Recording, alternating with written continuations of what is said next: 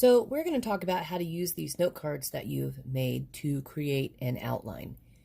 And the first thing you need to know, if you don't already, is that there are 3 parts to your paper.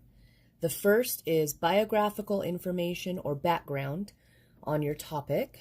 So that includes all of the information that's foundational. Who was the person that you are researching? If you're doing a particular event, what happened?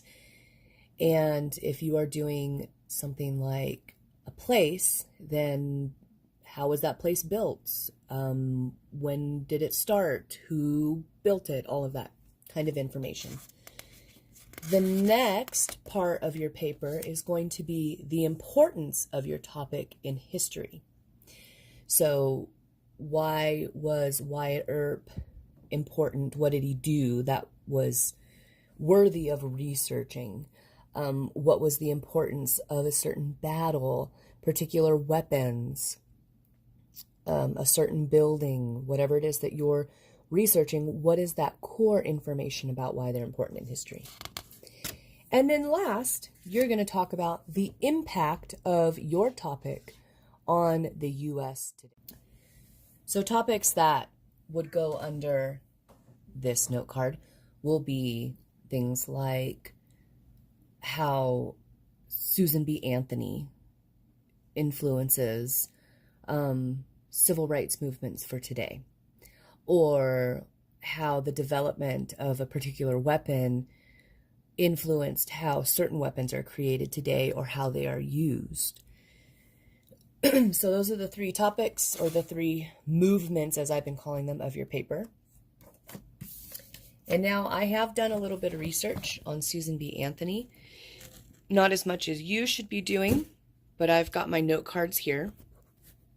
And they are all organized right now based on which source they came from. So I have all of my cards from source A, source B, source C, source D, and source E. So that's 5 sources, which you need to have 5 sources. So what I'm going to do is go through each of my cards and organize them based on those 3 main points or movements of my paper. So I've got my note cards out here, and whatever cards fit under each of those categories, I'm just going to put on top of that card. So in my first source, I have a biographical piece of information. Susan B. Anthony was born, blah, blah, blah, blah, blah. So this one is going to go with my first topic. Also from this source, Susan B. Anthony never married. Well, this is something about her personal life, and it doesn't have to do with how she's influenced America today or why she was important in history, but it's interesting nonetheless. So goes with biographical information. So that's all my first there.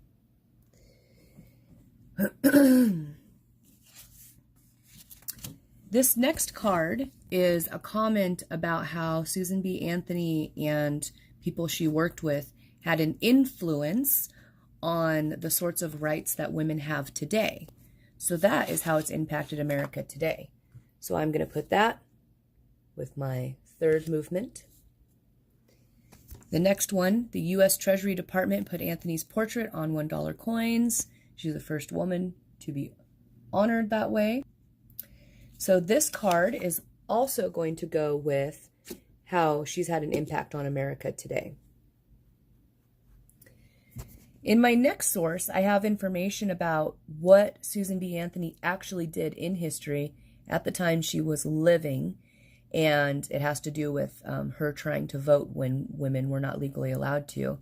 So that's going to go with importance of my topic in history. So if you see here, I've got my cards organized, almost all of them organized, in 3 different categories. So on a very basic level, this is just what you're doing.